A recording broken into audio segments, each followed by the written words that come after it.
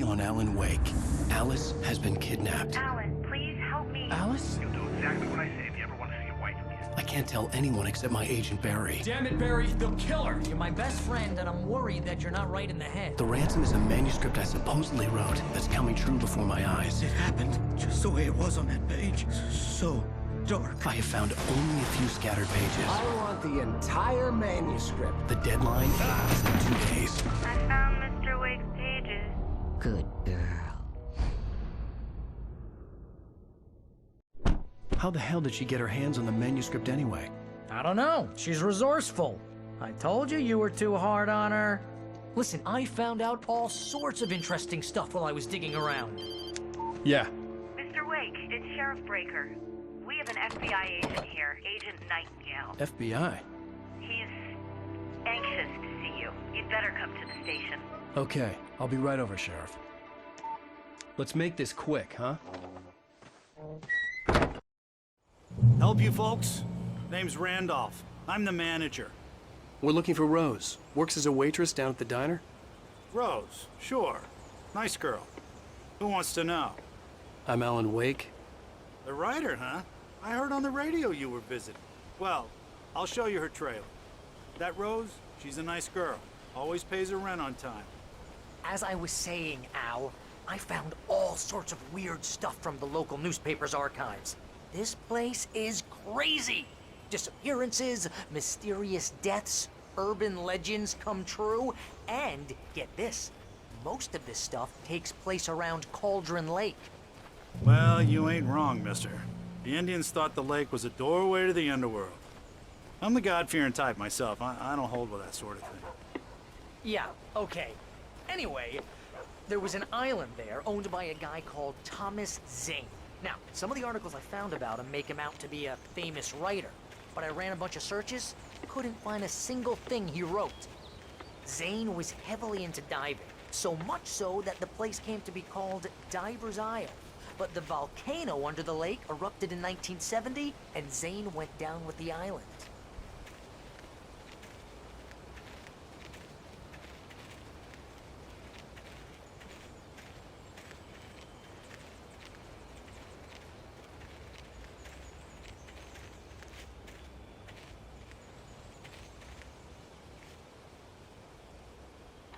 It gets better.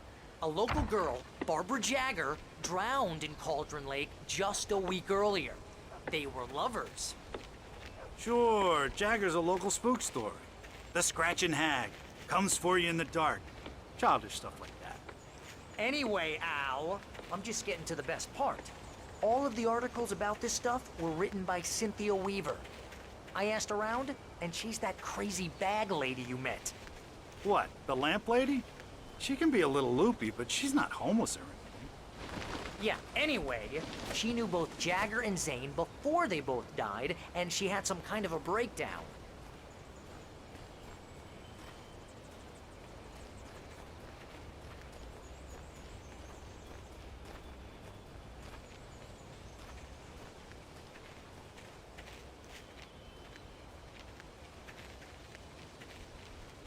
Well, mister, this here's Rose's trailer. You mind me asking what you want with her? We're just here to talk to her, pal.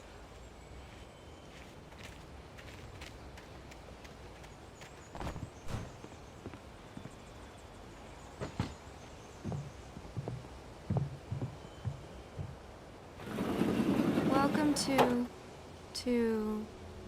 Oh dear, Mr. Wake. I'm so glad you're here. Rose, you have my manuscript? Oh. Oh yes. Yes. Please, come in.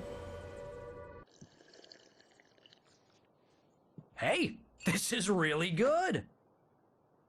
Rose, Yes, my manuscript.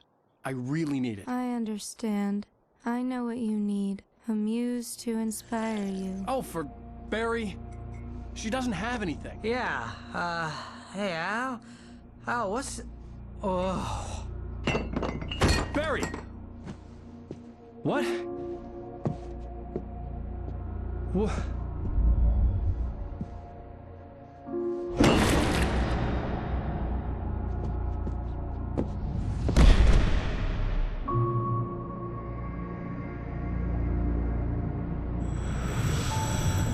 It's coming for you, hiding in my barber's skin. I'm too weak to stop it. You must turn the lights on. I promised I'd come visit you and your lovely wife. You must finish what you started. I insist. You must turn the lights on. Turn the light on. Back to work, boy.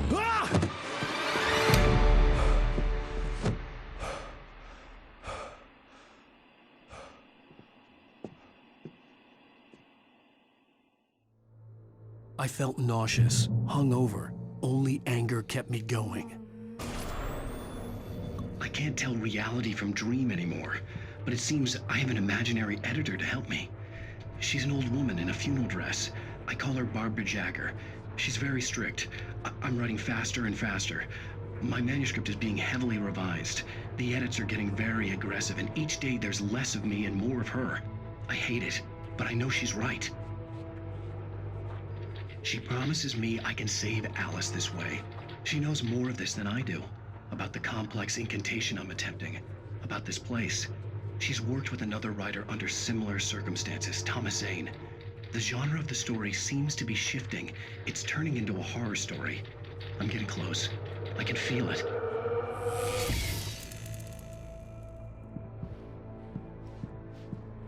Rose took a day from me. I had less than 12 hours left to meet the kidnapper.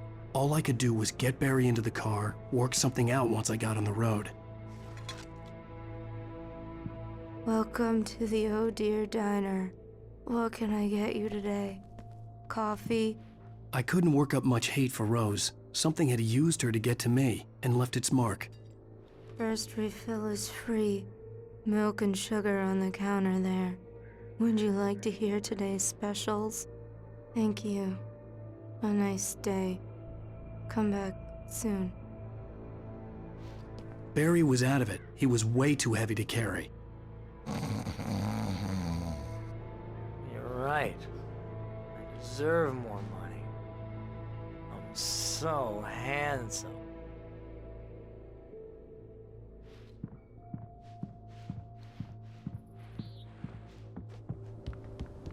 My gun and flashlight were gone. I'd have to find a way to get Barry into the car as quickly as possible. There was no time to waste. Mr. Randolph liked Rose. That little smile she had. How she was still sweet when life had tried so hard to make her bitter. It wasn't any of his business what she did in her trailer. But those strangers, the writer and his smart-ass sidekick, looked like trouble. And they'd been in there for hours. Way past her normal bedtime. He reached for the phone and called the sheriff's station.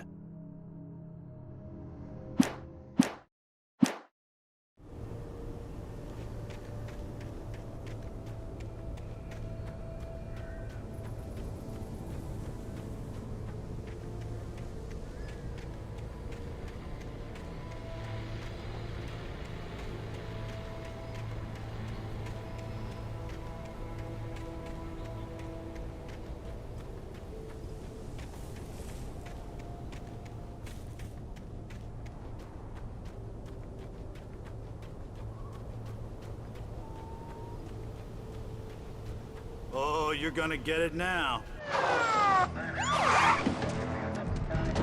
God knows what you've done to that poor girl. This is Agent Nightingale, FBI! Get him up, Hemingway! You're under arrest! You move a muscle, I'll unload right in your goddamn face! Stay right where you are, Slane!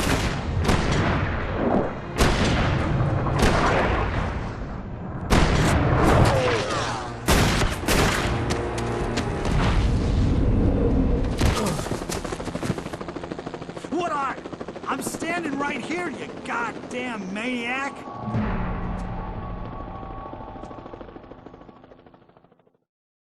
I hated to leave Barry behind, but there was no way I'd miss my appointment with the kidnapper. Give it up, Mr. Wade. Come on. Take it easy.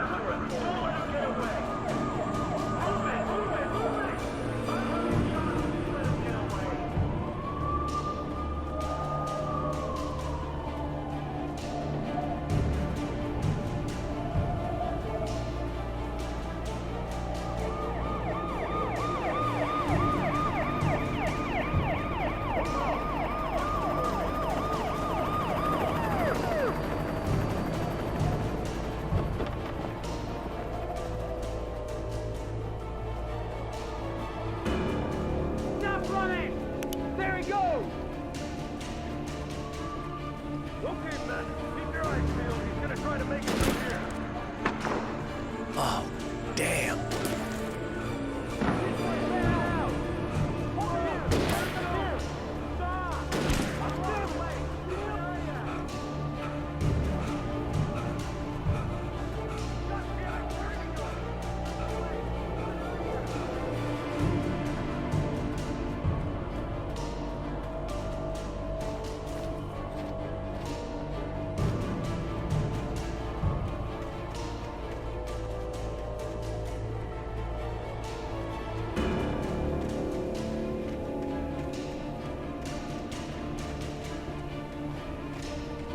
God! Come on, guys. We need to head him off.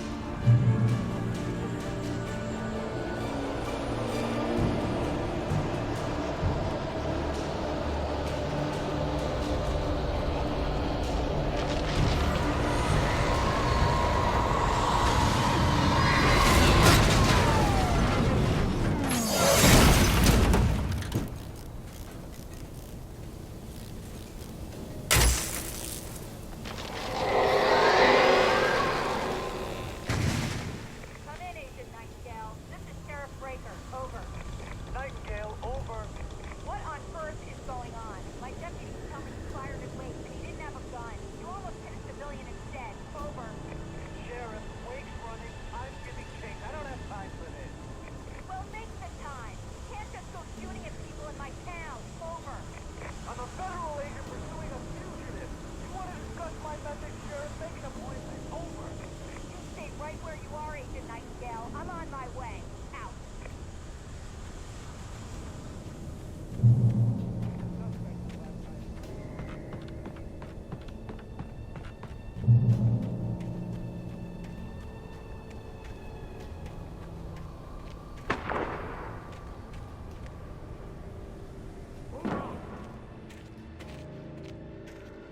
Search the area.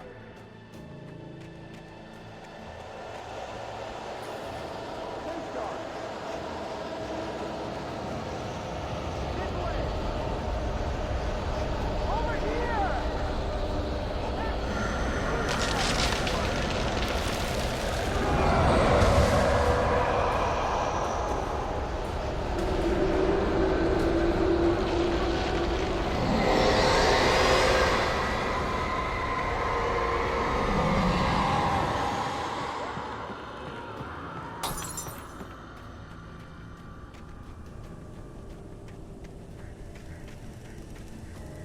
This horror was everywhere I went, circling me. The cops didn't stand a chance. They were after a writer, not a monster. Wait, are you seriously telling me that Keith Ryder just took out my deputies? Are you kidding? I mean, have you seen this guy? He wears a tweed jacket. Over. He's the guy we're chasing. If it's not him, who then? Bigfoot? Over. I don't know yet, but I'm not in the habit of jumping to conclusions. That tends to come back and bite you in the ass. Out.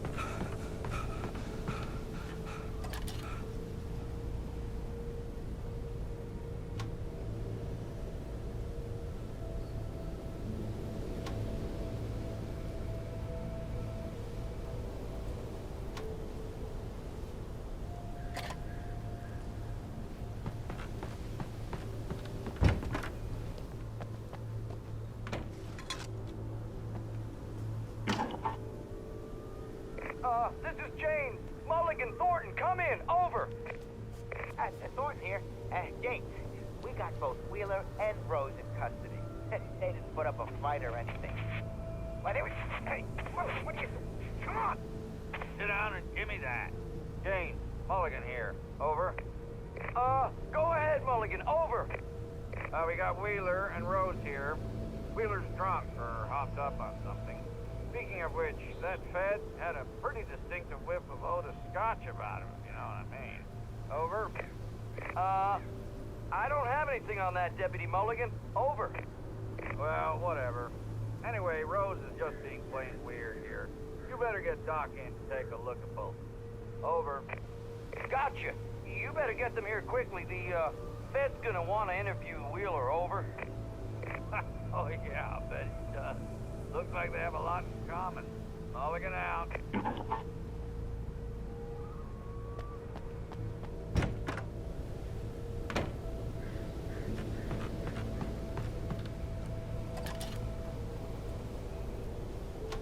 I could see the lights at the radio station in the distance.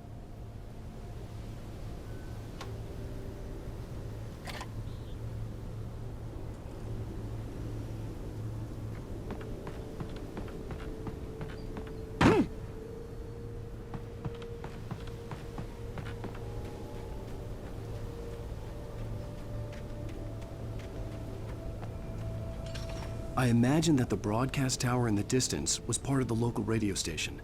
Maine seemed like a decent guy. Perhaps he could give me directions to the coal mine.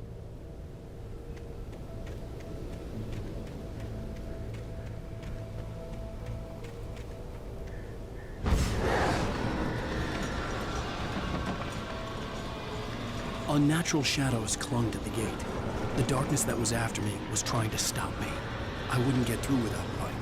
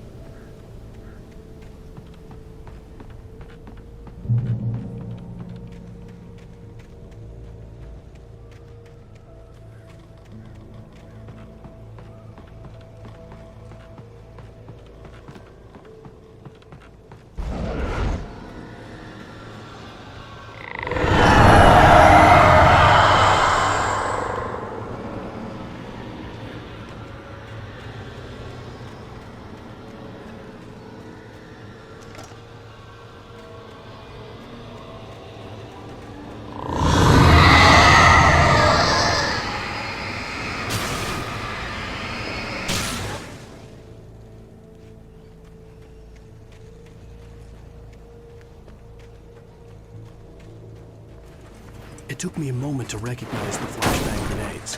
They were an ideal weapon for my situation. Team 1, come in. Over. Team 1, this is Sheriff Breaker. Report. Over. Team 2, come in. I need a report. Over. Come on, guys. Talk to me. Come in, please. Over.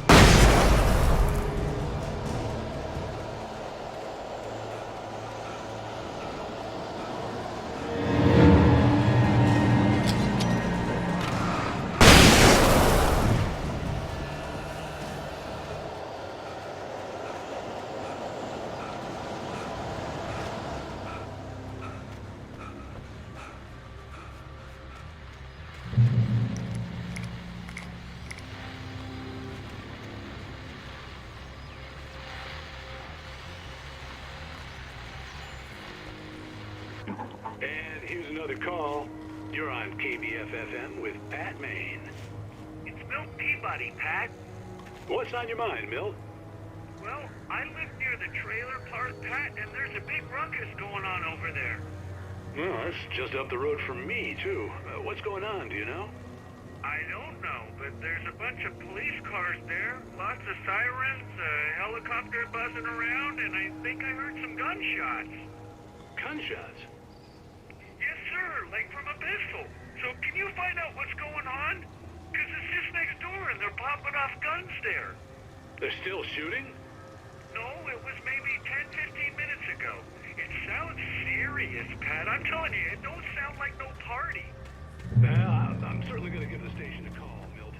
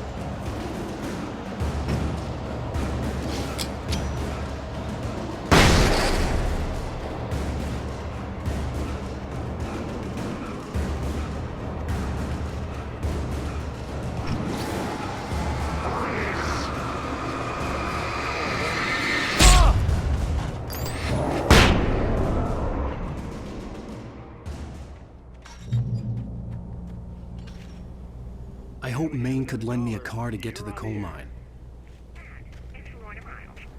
Oh, why, hello, Lorna. What do you have for us? Well, I just don't see why the cops found it with the trailer park. What do you mean? It's a trailer park. Of course you're going to have trouble in a place like that. I mean, what do you expect? The sheriff should be helping us normal citizens instead of wasting resources on those people. Well... Let the trash sort themselves out. I'm sorry, but my granddaddy settled in Bright Falls in 1911. Well, thank you very much for that compassionate viewpoint, Lorna. Oh, here's a little surprise. The famous writer Alan Wake just walked in. Folks, I'm going to see if I can talk him into an interview. Come on in, Mr. Wake. Oh, I'm so glad you could find the time to do this, Mr. Wake. Nowhere to run now, Dan Brown. You back away from me. Don't hurt. Whoa. Everyone calm down. Put the gun down. We're all friends here, right? Cool your jets, Nightingale. We got him. Judas Priest! What the hell's the matter with you? There's a civilian in there.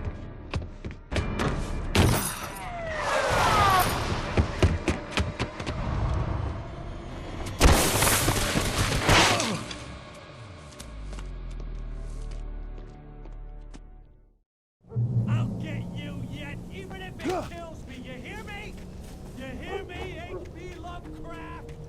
I had fallen off so many cliffs it was ridiculous. That's what you get for naming a book The Sudden Stop. It was probably good I hadn't had the chance to tell Maine where I was going. I'd have to lose the cops and find my own way to the mine.